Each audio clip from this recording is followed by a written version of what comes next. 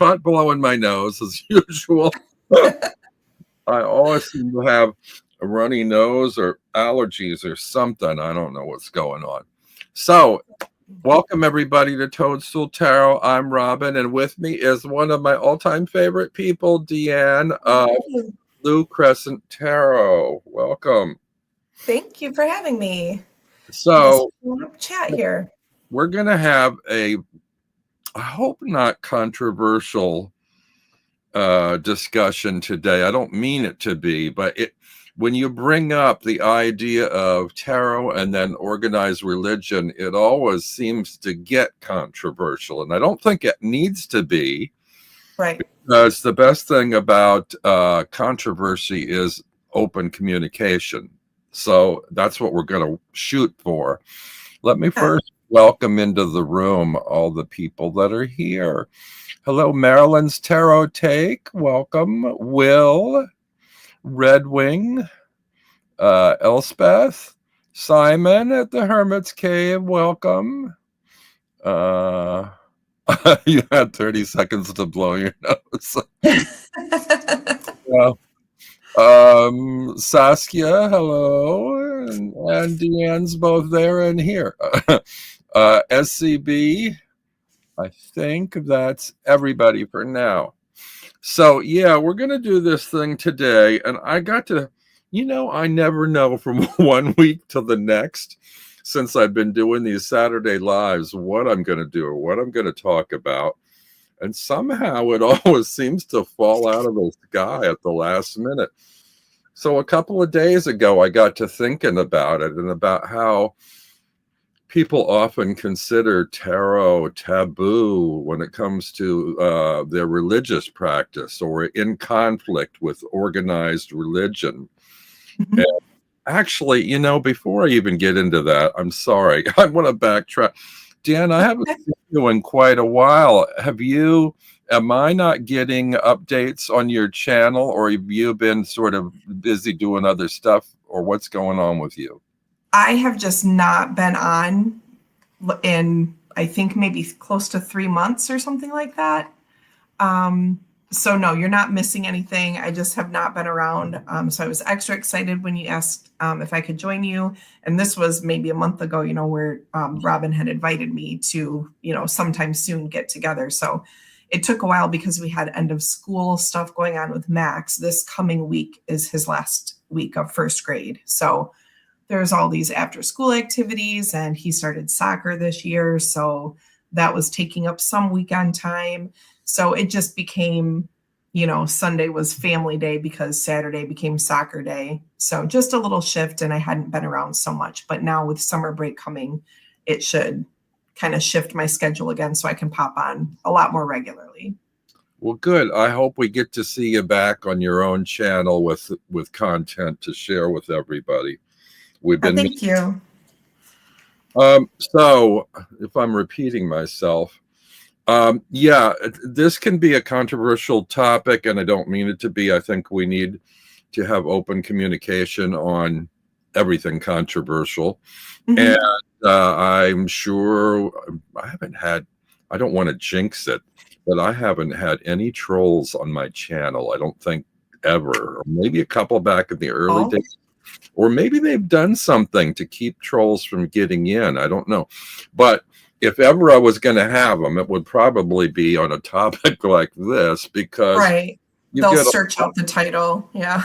Yeah, you get them up in arms about religion. And I want to talk more about spiritual practice, and religion can be part of your main spiritual practice, or I think it can work along with tarot, but some people don't feel that way. And I know that we have at least one person in the chat who came from an organized religion background. Simon, not to call you out or put you out there, but was Mormon. And I don't know about anybody else out there in the chat.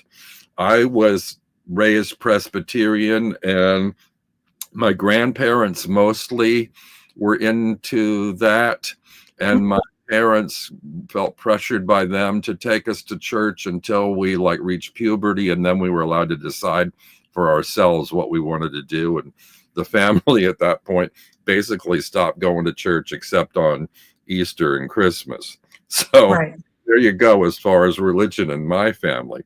But I know some people, Catholics, whatnot, are very devoted to their practice and may find themselves at odds with the idea of tarot. And actually, this came up a couple months ago. My old roommate from many years ago, we were getting together, and I was updating him on what I was doing and saying that, I'm doing tarot now, and I created these decks, and would be very happy to do a reading for you. And he goes, "No, I'm afraid of that."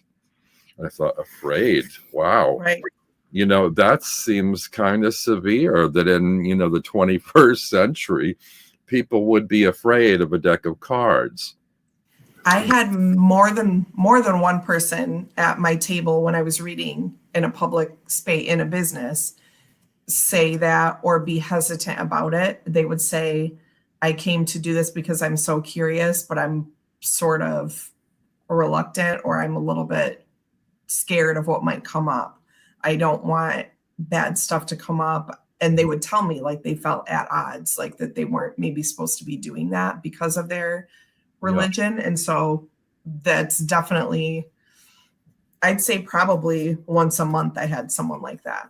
Mm-hmm. So it was definitely present.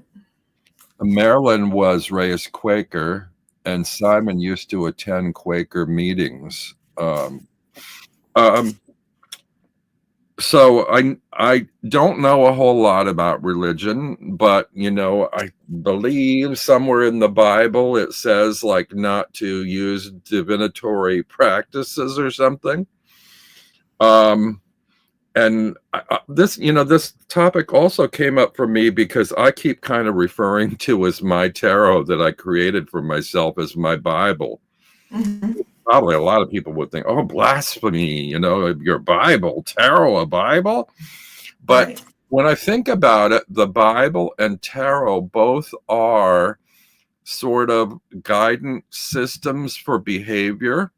Mm-hmm. Now, for me, organized religion sort of sets rules and laws for behavior that are governed by a community and by a leader, your priest, your preacher, whatever. Tarot, the only rules there are the ones that you kind of set up for yourself or what's defined in how you read the cards. Right.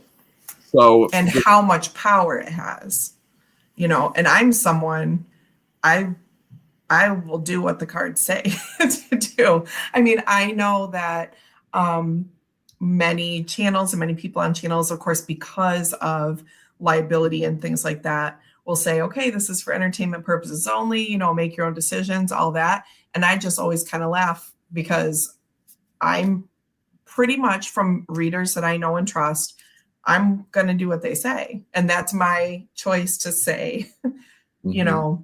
I'm choosing to follow this, and when I consult the cards, when have been in the darkest time of my life, I went to the cards and I followed what they said, so that's my, I was very much leaning on it and took it to heart. Yeah. See, now I find tarot, for me, well, my approach is very different from a lot of people. I think a lot of the controversy hinges on stereotypes about tarot cards and how you use them, because a lot of people do use them to divine, and a lot of people use them predictively, and a lot of people use them instead of religion. And I think that creates some of the conflict or some of the stereotypes. For me, my approach is very different because I don't do predictive. I do guidance. Right. For me, there's still a kind of a little holdout of woo-woo in there, like that, oh, wow, this always often hits the mark, and what is that all about? But I don't tend to dwell on that too much. I tend to look at it more like a therapist or a confidant that I can go to. Like you said, when you have troubled times, you can't find someone else to turn to, or you don't want to share your feelings out loud.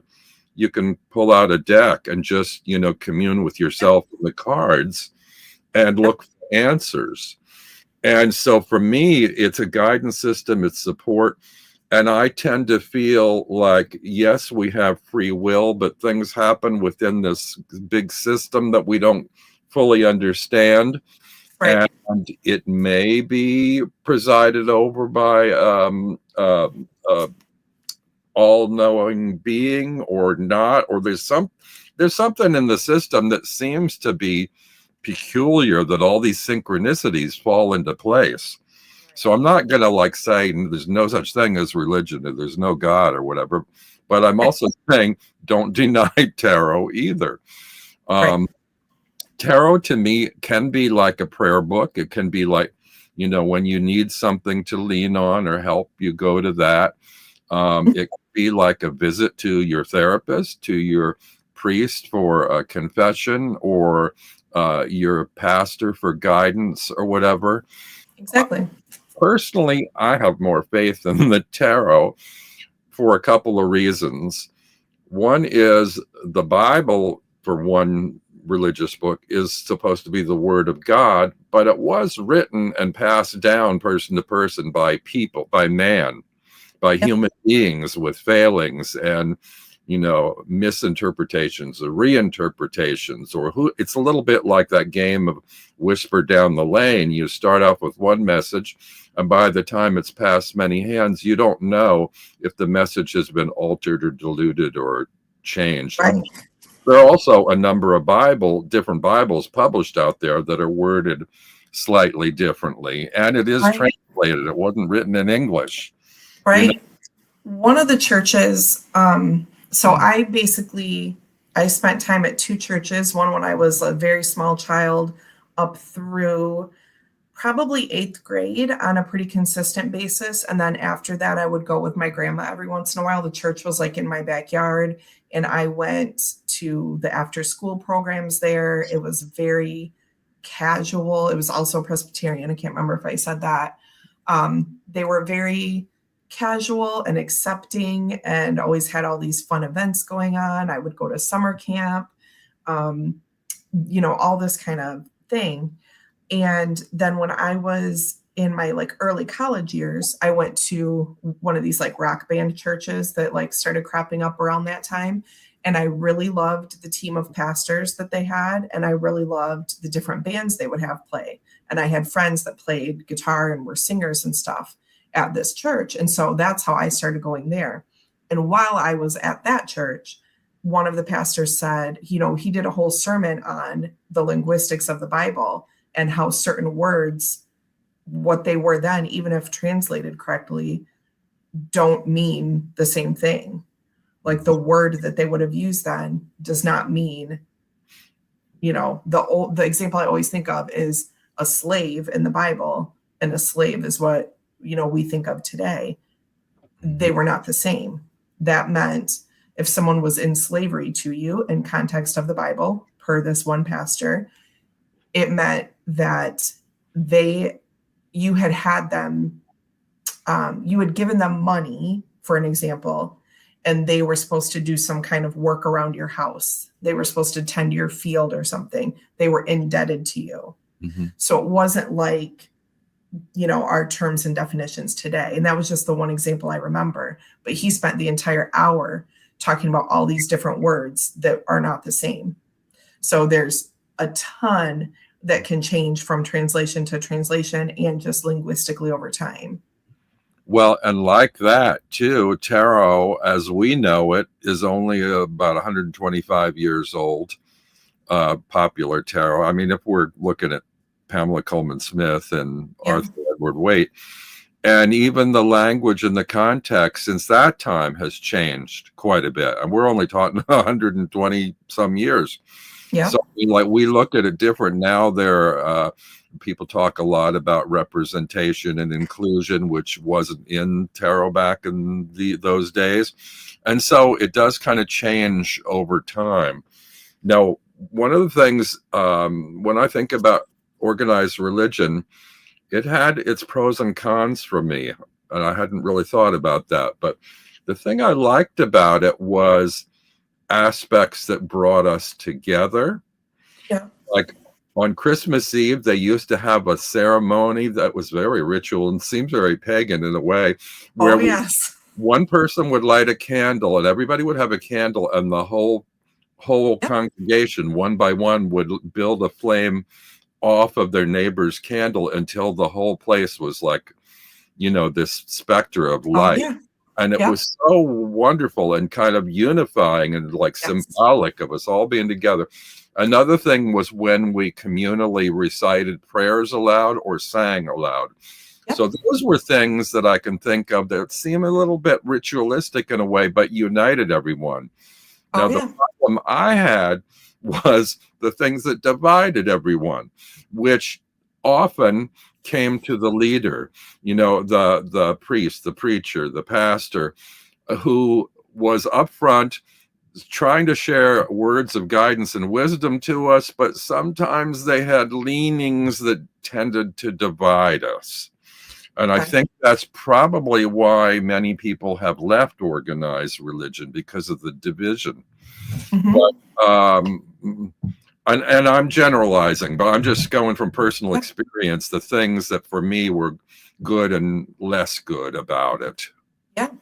Yep. And that sounds a lot like my experience too. We did those same Christmas Eve services and, um, the singing, stuff like that, those things that feel really unifying.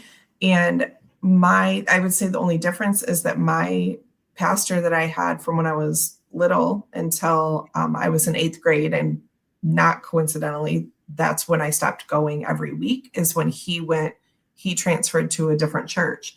So to me, it was very much just that feeling of like family.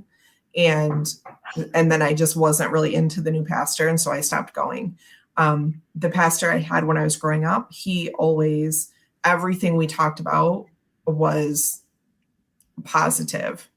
Or if it was negative, it was like, oh, we're all in this together kind of thing. And it wasn't like hot button about anything. It was very, we're going to sit around the fire and sing Kumbaya. And like, that's what it was. Like at church camp, never did we open a Bible while we were at camp. It was fun. We went on nature hikes. We made walking sticks. We put little beads on our walking stick to symbolize the different elements. I know I was talking about this in one of my live streams with Simon about, my religious background. Like that's what I was raised on. Like we're going to walk in the woods and identify trees and make element bead walking sticks. Like that was our way to, worship and be together and do all of that. So I really lucked out with an extremely positive experience. And it wasn't about us versus themisms, Right. which actually that can also happen in the tarot community because of Oh, yeah. different approaches to tarot reading. But I just want to catch up because some people came in late. And if I miss anybody, I'm sorry. I'm scrolling back as far as I can remember the last people. Abundant Life Tarot, welcome. SCB, Will, Antoinette Tarot and Jewelry. Hi, Antoinette. Let's see. Who else? Anybody else? Timmy Raven, or I think it's Timmy. It's one M. I'm never sure how to pronounce it, but welcome. Nothing So Strange. Donna Riedler. Hey. Chris, Elemental Cartomancy. Madame Maru's House of Cards. Marilyn's Tarot Take. Did I say already? I think I saw Kim. I don't know if you said because I was typing for a moment, but Tarot, is that Kim? yeah. Yeah. It's Okay. so interesting, she says to me, how prophecy and divination, even the framework of law and attraction, what you think and speak has power filled up in Bible scriptures. Only certain people can hold power. Right. And I was going to talk about that too, about, false prophets. So it's like, who decides who's telling the future and who's not, who's not, basically. But yeah, there's, you were talking to about, these things seemed very ritualistic. I mean, I was an acolyte and everything. We put on a different color robe depending on the time of year it was.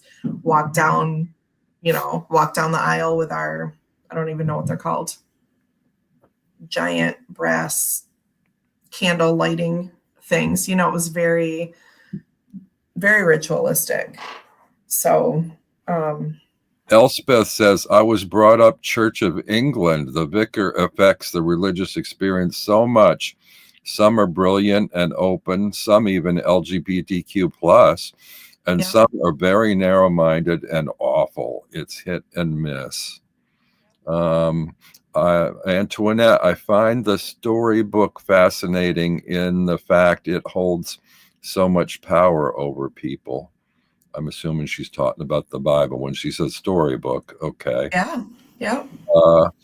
I think the tarot, says Timmy, is the ultimate system of inclusion, treating feminine and masculine energy equally as a balanced duality. And SCB, people will always find a way to be separatist. Other more open people like to see the togetherness of groups. Yeah, well, we're living, I don't know if we've ever lived in more divisive times than this years that we have to make our way through. But that's a whole other topic. Yeah. All right. So let me get focus a little bit more on the tower. Tower. Oh boy, is that a Freudian slip? Let me find some. Tarot and Les. No, I'm gonna have to do that as a topic some week. The tower versus the tarot, or maybe I've touched on it already. It's funny in inversion in the letters, you almost get the same word. I was looking at the cards that I most commonly use. I'm just gonna pull the Rider-Waite-Smith deck because it is kind of like the Rosetta Stone of modern tarot. Right. And you can use whatever deck you want, but you might go through your deck and see where it may refer to religion specifically. Oh, and I know what I was going to say. The JJ Swiss deck, the church at some point was so upset that apparently they replaced the Pope and the Popess or Pepes with Juno and Jupiter. Yep. So I mean, there has been some engagement with religion and tarot, and some modifications there. I'm not even sure why they didn't banish it outright as opposed to just replacing two cards, but I guess in some places they did, made it illegal not only to have tarot decks but playing cards too as a gambling thing, because as a way of affecting the means of supporting your family by gambling your life savings away or whatever. Oh yeah. Problematic, and problematic for the church, I guess, and guidance of the church. Or maybe they wanted that money in their collection plates and didn't want you to gamble it away. Right. They didn't want you to let it get siphoned off elsewhere. Yeah. But I went through my deck and I pulled out, goodness knows, maybe 12, 15 cards that felt to me like they had some connection to religion. And for me, the top three were, when I thought of it initially, I thought, well, there's only one card that relates to like a preacher or a priest or a pope, the Hierophant. And but there's more. Yeah. But I looked up, I thought, well, we should do this right. I looked up what Hierophant means, because it is a weird word. And I thought, was that just for the tarot deck, or did that word exist before? I never hear it anywhere else. And AI, as I Google it, says In tarot decks, the Hierophant card represents tradition, authority, and established systems. It can also symbolize guidance, mentorship, and the importance of following established paths or beliefs. The card's often depicted as a figure with authority, like a pope or high priest seated on a throne. Now, somewhere in here, I have a Webster's definition, if I can find it.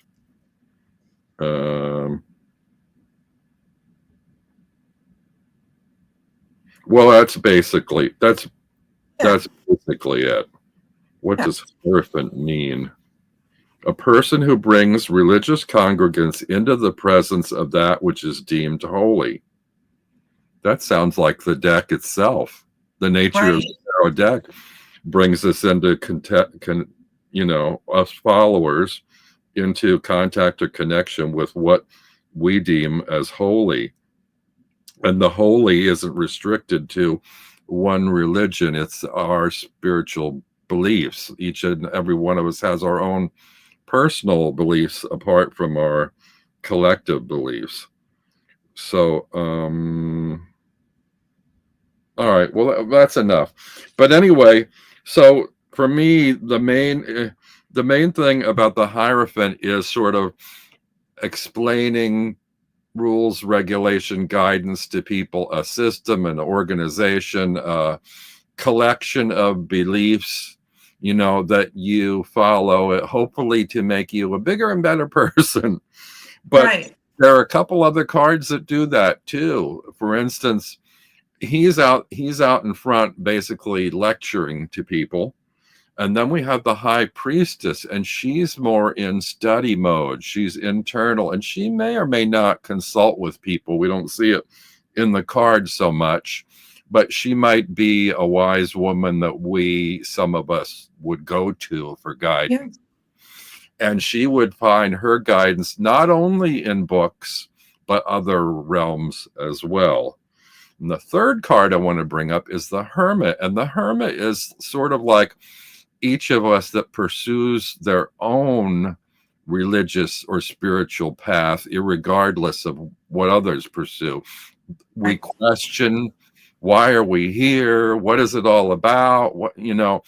That for me is the Hermit, like going it alone to find the same answers that we are fed through other means like the Hierophant and the High Priestess. I don't know if that's funny you mentioned the Hermit, because I almost pulled mine out of the Pixie Pop deck because it looked a little like my pastor with his walking stick. Just peaceful, calm person. And I love the symbology in the three cards, because we have the Hierophant with the ritual stuff. He's holding this staff and he's got his hand in a position. And he's between these two structured pillars, and there's something very kind of like, it's very stiff and staid and regulated, and I mean, there are people that say that religion was basically invented to control the masses, to give us fear over death, and so that we behave ourselves, So, and then we have the High Priestess, which is much gentler, more internal, and she has her scrolls in her lap. She's also seated in a position of some authority, perhaps. She does have the moon element at her feet. So there's this sort of era of this quality of mystery or mystique or the unknown that she's delving into. It's like you never get the impression that the priest or the Hierophant doesn't know stuff. He always sort of acts like he's got all the answers. The High Priestess is sort of like continuously investigating and sharing things with us that, some of us feel unknown or mysterious. And then we have the Hermit. And the thing I love about the Hermit is he's got the staff to lean on to kind of help him feel his way if his vision is impacted, but also that lantern, the lantern to light the way. So, those are really kind of wonderful symbols when we think about spirituality, religious guidance, or just guidance in general. Yeah, absolutely. I want to. I keep going. I don't want to ignore my chatters completely. I need to just jump back here. Yeah, Uh, for sure. the I'm tower, just flipping through. tower versus the devil illustrate the duality of insight, in my opinion. Um, Now there's an idea. What was you talking? Simon, are you sure you didn't just nip off to put the kettle on? Oh, I didn't ask everybody what they're drinking. That's standard. But you could drink what you want to drink. Nip out to put the kettle on if you need to. We're not here that long though. We're already halfway done. Care Bear, Bard of Cards, welcome. Uh, Internet, I said hello. Let me scroll fast. Most people are just saying hi. Uh, Noisy in the house today. The twins keep by. Oh, in that house, in her house. I thought you meant in mine because there's toys Oh, going across the floor above me right now. that's SCB. That's what people have done to religion, a control. I don't think it was that way in the beginning. Okay. Uh, Happy, vibrant sounds of the littles fighting. Somebody tapped. We've got a tap dancer at Deanne's house. Yeah, who knows what? We've got wood floors, and so anytime they drop a toy or something, it bounces along, echoes all around. Timmy, in my opinion, the third duality of relationships is illustrated by the Hierophant versus the lovers, spiritual versus carnal love. Kim. Oh, okay. All right, I'm caught up. So let me see. Okay, well, I'm just going to put those three cards aside for the moment. Those were the ones Okay. that my eye was drawn to. But then I started thinking, well, we have otherworldly figures in the tarot too. There are angels. Now, not sure. I haven't decided how I feel about angels. Some people are very pro angels, and then others not so much. And they're like angel oracle decks and whatnot. I don't collect those. I'm not into that. I'm not even sure what I believe. Um, I mean, I have often said that I've been blessed by a guardian angel that directed me in certain ways, but I think for me, the idea of angels as helpers on a personal level for me, I like the idea that there's something in the cosmos that has a spirit to it or a nature that's organized in some way that can be a helper. Yep. When we get into naming them, like Gabriel, or I don't even know the names of all the angels that are in religion and acknowledged. For me, when you do that, it almost falls into superhero land, or like Right. a popularity contest. Like, do I pray to Michael or ask? And I kind of don't like that. I feel like if there are helpers out there, they're not in it for the glory. They're in it for the positive nature of helping people. Right. And I don't like to play into the ego of it. It's like I appreciate the energy and the effort more than I want to like acknowledge or put them on individual pedestals. So that's just kind of my attitude about it. And that's another interesting similarity that I was thinking about the other day when you and I were talking about this in Messenger, that we have people in the tarot community and witchy community, like a Venn diagram, who will work with Hecate or work with Gaia. And that's the same thing as, working with Mary, or, I think basically in the Catholic tradition, people would pray and do pray to particular angels for certain things or in relation to certain topics. And like in the Presbyterian church, we didn't ever, assign anything to specific angels, and we did not even pray to angels or saints. It was more about,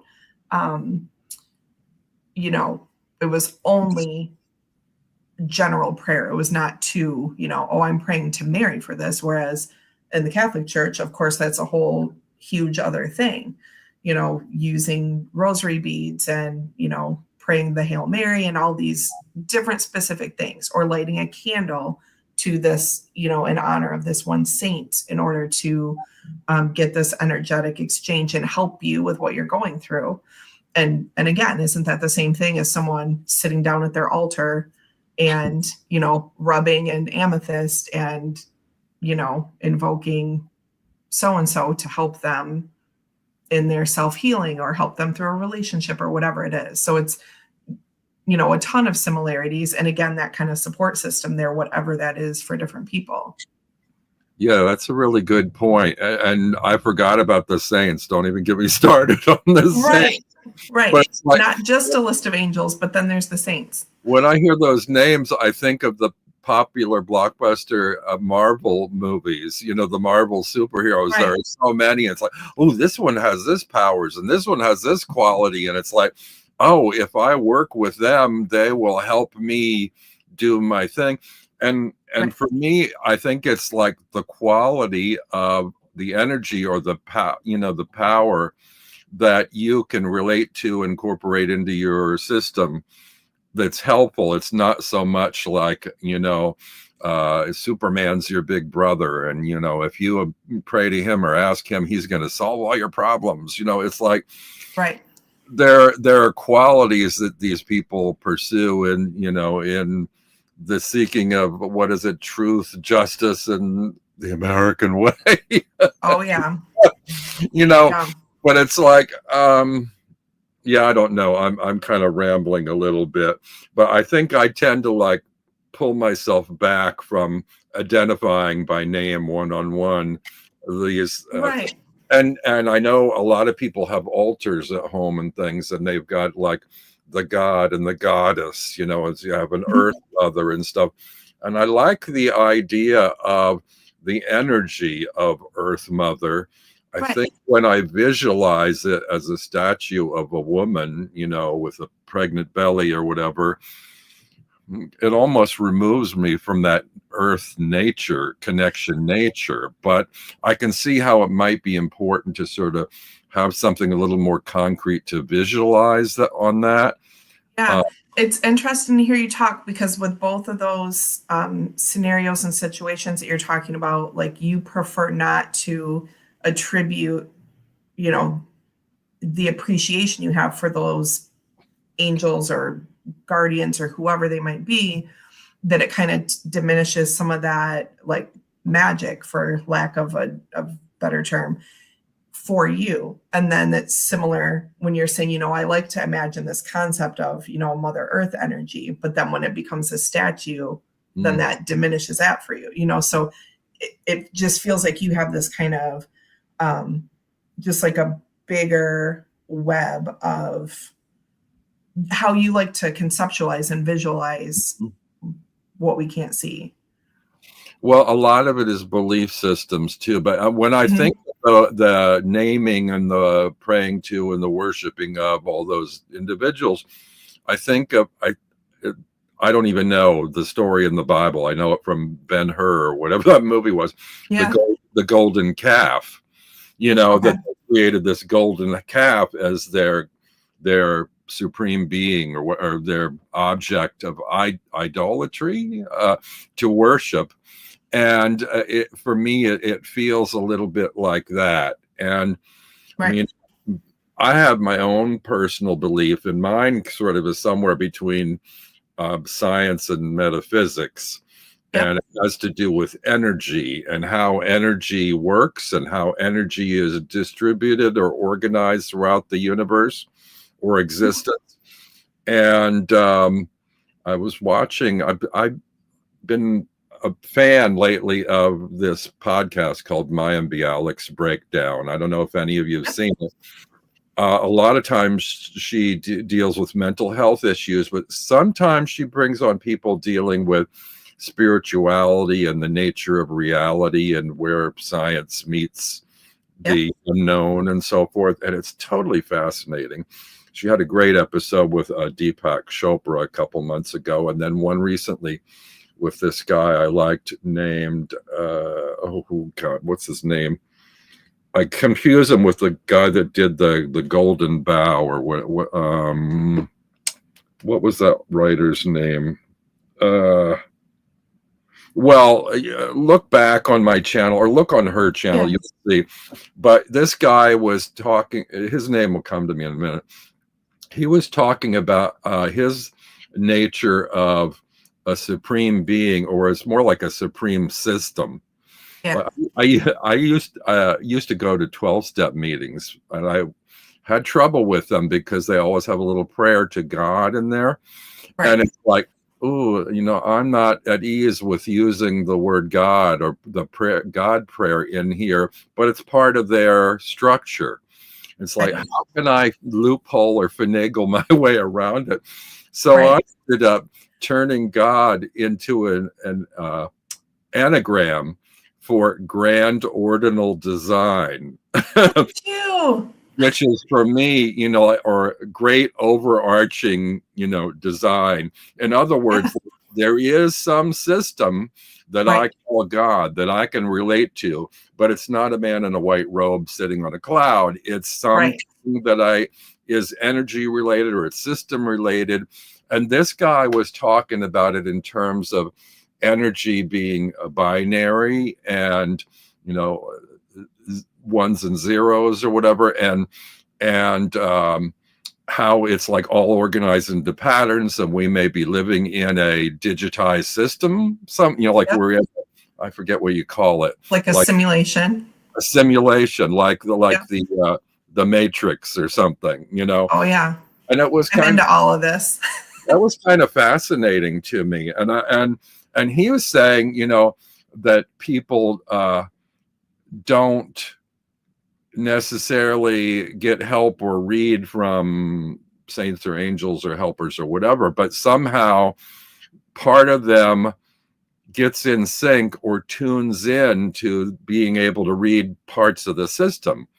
Like Yeah. if you can get your mind framed a certain way, and I haven't achieved it, but often through meditation and a lot of inner work, Yeah. that you can pull from what they call the Akashic records, which is basically everything is energy. All the information is everywhere around us, all out there, and Yeah. that you can somehow pull from there. And that's where the synchronicities come from, the people that are able to pull from those things. And usually it comes from our intuitive natures, which is maybe why tarot works, because Right. we don't think logically. If we do tarot really well, we just kind of look at the cards and see what floats up from the images and our subconscious and our intuition.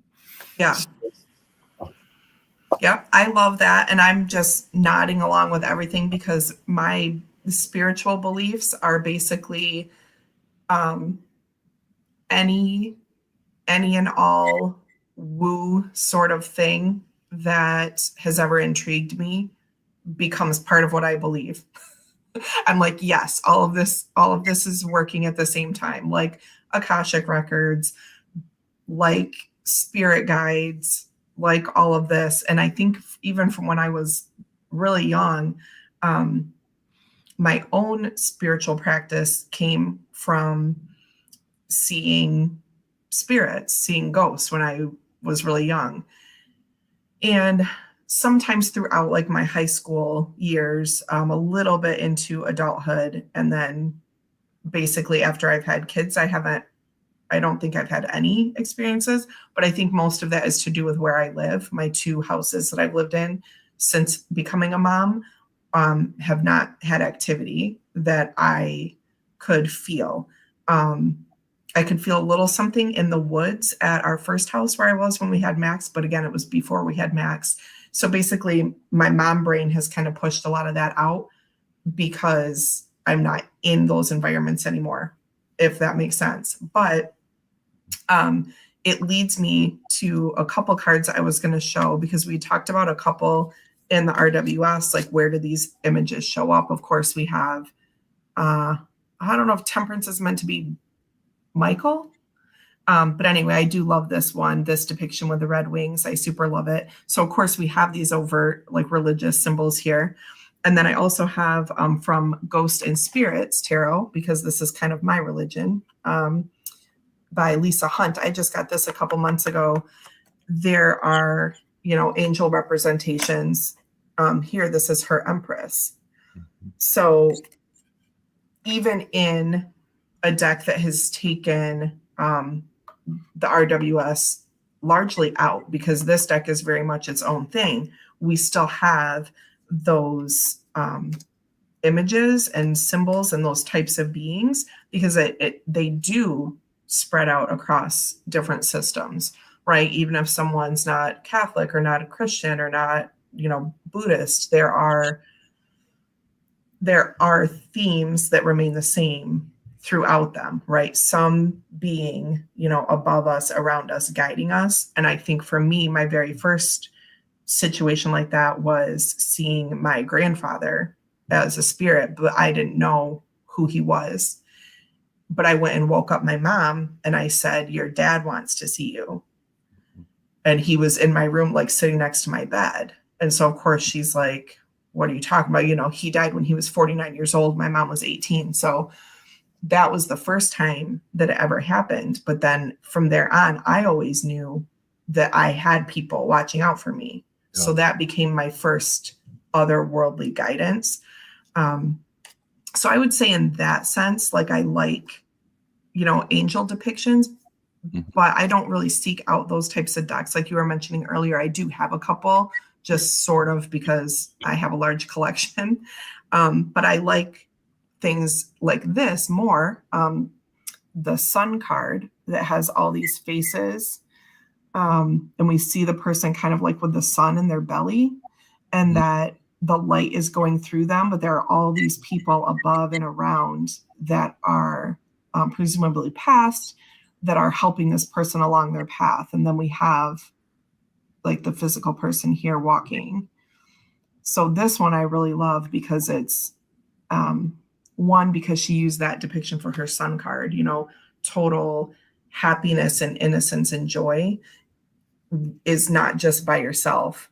Yeah, but even if you are just walking on a path by yourself, there's all of this supporting you as well. So that just kind of is how my beliefs tie in. And still, I can see all those things in tarot cards. Yeah, a connectedness. Before I forget, the guy I was thinking of was Thomas Campbell. Now, Joseph Campbell's the one I confused him with, who was the writer, I think. Heroes. Or something. Yeah, but it's not him. It's this other guy who's a physicist, Thomas Campbell. Okay, Thomas Campbell. Okay. He wrote a book called My Big Toe, and I think there's more than one book by that name. But and the toe in his is spelled like toe. It's not spelled like the initials, but it stands for Theory of Everything, TOE. So gotcha. Okay. And it's a trilogy, and I'm still kind of plowing through the first one. But I think it's a little bit of a slog. There's some parts that you fly through that are very easy, and other parts that it's like, edit. You should have edited all this out. But if you go back and look for his appearance on Mayim Bialik's breakdown, it's an hour and a half worth of your time that's well worth listening to or watching. Now, I also wanted to say in relation to what you were talking about, seeing ghosts or whatever, one of the things that they've discussed on there too is right brain, left brain thinking, and that when children or young people are more prone to see ghosts and fairies and other worldly, things that we our minds shut off to that and go into which one is it, left or right brain? I forget. Logical thinking, and then logic is left, I think. And then we tend not to see those things anymore. So you often will see little kids that, you say, oh, well, you just had a nightmare. Well, no, maybe they did actually experience something that we've outgrown our ability to experience. Yeah. And I did work hard in my, even in high school, it was still pretty strong. And I had people asking me to not exactly channel for them, but like different things. I had cards at the time, and things like, a Ouija board at a sleepover. I know your mom said you couldn't come over tonight, but the Ouija board doesn't work when you're not here, like things like this. Like I became Uh-huh. that. And so I had different experiences too when I was babysitting and going to people's houses. I would like be able to tell what happened. I had this like really overwhelming sense of something like tragic happened in this coat closet when I walked into like a house that I didn't know the people. I was kind of subbing for my friend who was supposed to babysit for them. And it like really shook me. And the mom pulled me out in the kitchen. She's like, "Are you okay?" And I was like, "Yeah, I'm just really like picking up this dark energy over here." Or like, not, I'm like, "I don't feel scared. I just feel really overwhelmed." And she said the people before, the people we bought the house from, the lady's husband had, taken his life. And so I was like seeing flashes of it and stuff when I walked in their house. And that was at a time where I wasn't even really trying to be, connected to the other side. But in my 20s and stuff, when I moved into my own house, I was working hard to kind of connect with the spirits in my house. And I would have been, actually, I was 30 when I bought that house. So that was kind of the last phase of that for me. Mhm. But I was living alone. There wasn't other energy going on. It was just me, and I could have everything just so that the energy coming in was able to come in. I feel like Ryan did actually see a couple things in that house too, which was really awesome because at that time he was totally not buying any of that. And then one day I mentioned the shadow figure in the kitchen. I'm like, "I have to take care of that. That's not really like the other spirits in the house. I have to get him out of here." And Ryan said, "I saw him." And I just had like chills go down. Like he would never say anything like that. And it was just crazy. I looked at him. I'm like, "What did you say?" Because he would always let me talk about whatever, but never did anything come back. He would have been like, "Oh, it could have been, a shadow from the ceiling fan or this or that." And he just said, "I saw him."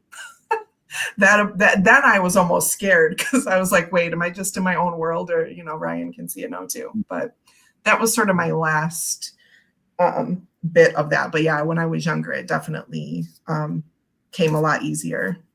Yeah. I just want to connect back with the chat. SC, Yeah. the more we discover about physics, the less we understand. It's totally fascinating. Literally everything is energy. The quantum veil is where science is meeting the energy that fuels the tarot. That it is all energy, what fuels the duality of the universe. Yes. My mind was blown to the aha moments that come with relating quantum physics with my spirituality was life-changing. I read a few books and listened to lots of podcasts on the topics. That's Oh, Kim. Jesus loves his cups. Quantum physics solidified my ideas of energy and different planes. I totally agree. We are told it's all imagination, and to grow up, it's hard to open up your mind again because of conditioning. But I try. Yeah, yeah. yeah.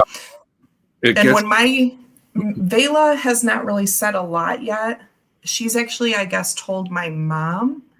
She said, "I see someone in my room at night," but I'm in her room at night with her a lot, and she has not said that to me. Mm, But that's, we keep that open. mm, And when Max was younger, I think he was 3 when he told me, he just randomly started, and I have it in one of my YouTube videos actually, something in the title about past lives. That'll be where I'm talking about what Max had said to me. Um, and we have a family, like a sort of a distant family member. It was my aunt's sister, and she had passed away when she was, I think, 18 years old in a car accident. And we had never said Jenny to him ever. Like I talk about Jenny, she died a few weeks before I was born. But I talked to my one cousin about her because that was her like favorite relative. And so she and I talk about her a lot, but never had I even said that name in my house before. And Max was getting ready to brush his teeth one night, and he said, um, he said, Jenny was my mom before I came here, just out of the blue. Wow. And I said, oh, I mean, and it does, I mean, it takes you back a little bit. And I was like, oh, I'm like, okay, did you want to tell me about her? And he said, she's really nice. She just kept me safe. She watched me until it was my time to come here and for you to be my mom. And I said, oh, that is so awesome. She sounds really nice, you know? So I didn't delve into it a ton, but I did make that video so that I could go back and remember, you know, in detail what he said. But, you know, we always keep things like that open. We just ask a question or tell me about it, you know, so we can kind of get some info. But yeah, I'm glad to be not, I feel like for some people now we're in a time where we're not going to be shutting those things down. But again, of course, it would depend on the parents. You know, I love too that as a parent, you are journaling everything and sharing that with us, because Yeah, you never know in the future, looking back, what little tenuous symbols or things connect. And I yeah, think I mean, that could be a very private thing for a parent. First of all, they have to make the effort to do it, which you're doing. But not only yeah, that, you're sharing it with all of us. And I yeah, don't know why you're sharing it, but I'm glad you're sharing it, because I think it's something we can all relate to and learn from. And it's very fascinating in a way that we get to share these things and think about, oh, that connects to that, because I remember when you told us about that thing, yeah, and now they're synchronous, they link up, or there's a connection. yeah, But I yeah. only have a couple minutes left, and I'm sorry, I don't like to go over an hour, because No, that's okay. Simon does his thing at 2, and I don't want to go into his time. Yeah, And when I started at this time to do an hour, I sometimes had trouble stretching it. Usually when I have a guest, it's like you can't right. squeeze it all in. But I'm here to help. let's do the cards. You did mention the Temperance card. We also have an angel in the Lovers card, Yep, and the counterpart, the Devil, in the Devil card. We also have an angel in the Judgment card. So yep, there are these, and we've got uh, the creation of the church in the Three of Pentacles, yep, and the outsiders outside the church in the Five of Pentacles. We've got the Death card, which sort of relates to a transition. There's also a priest or a yes. whatever in that card. Yeah, I had that one pulled out because I'm like, I wonder if we're going to overlook that one. Yeah, And then we've got this one, which people look at as rest, but could look at as death, you know, funeral, cemetery, burial, kind of afterlife. right. And it's, you know, again, a window, like a Yeah, holy. the stained glass. So we have Absolutely. those. I think the other, there was the cup, the cup of communion, you know. So, Yes. I so almost pulled that one as well.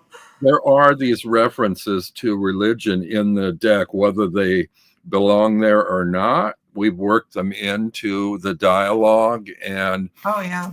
we use them to pull from. So I don't like wrapping up in 2 minutes, but it's the idea here is that I don't think that religion and tarot need to be at odds with one another. And it all depends on how you use it. Now, if you're going out there giving readings and telling everybody, give up your religion, come to tarot, I'm going to tell your fortune, I'm going to tell your future, Right. Right. then that's something different.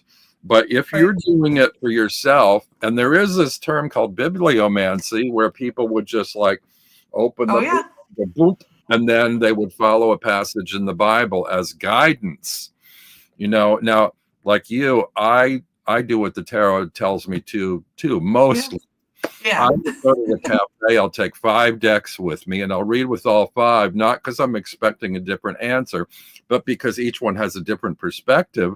And often there are same cards in each one, which is really poignant, Right. I think. Yes, I love that. I look at them, I don't think of the future as set in stone. We do have free will, but I think of it more as possibilities and probabilities rather than absolute. Right. So Exactly. when I go and I do a reading and I do an open reading, it's like, what do I need to know today is my question. And the tarot will tell me, even if I don't ask that question, sometimes or ask something else, it'll Yeah. tell me. And it's basically, what your plans are that you're doing today. You'll be more likely for it to succeed if you do this than this. Right. And that's what I follow. So it's Yep. like, I'm not real specific and they'll absolutely don't do this, but I Yes. do listen to it and I go with the probability of success or Right. positive. And which energies to incorporate. And that's what I mean too. That it's showing me kind of the best way for that time. Yeah. Yep. Well, I'm sorry. I'm so glad that you managed to squeeze your way into it because I tend to Yeah. dominate the conversation when I get rolling.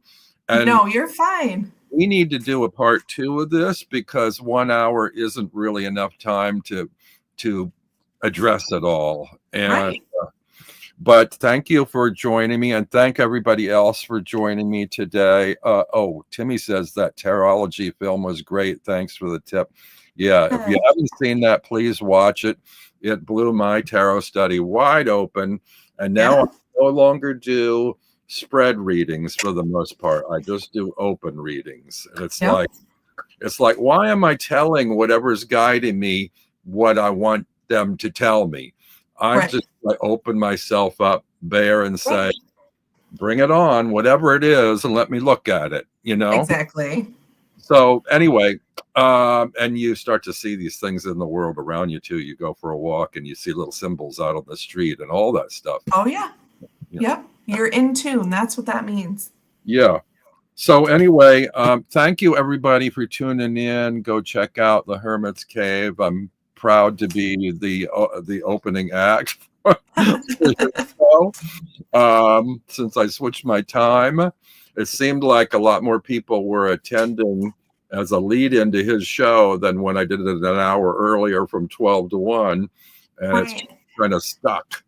But so Yeah. I don't know whether I should push it back to noon and then let it go a little longer, or what to do, but I'll work all that out. Thank you all and see you next week. And thank you Thank so much you. for being here. Yeah. Bye, everybody. Bye.